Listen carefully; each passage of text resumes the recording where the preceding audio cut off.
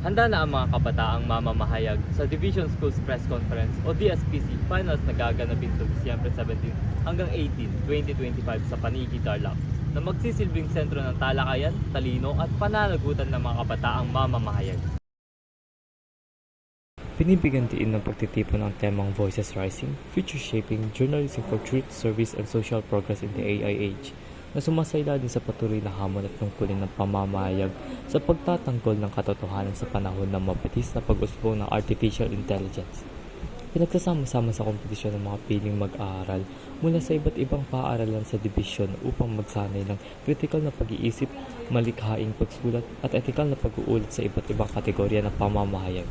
Layunin ng DSPC Finals na higit pang hubugin ang kakayahan ng mga kabataang manunulat at tagapagbalita sa pagbibigay ng makabuluhang impormasyon na nagsisilbi sa publiko at nag-aambag ng panlipunang kaunlaran. Kasabay ng mga patimpalak at gawaing pagpamahayag, inaasahang magsisilbing patamoro rin ang konferensya para sa palitan ng ideya hinggil sa responsableng paggamit ng teknolohiya sa media.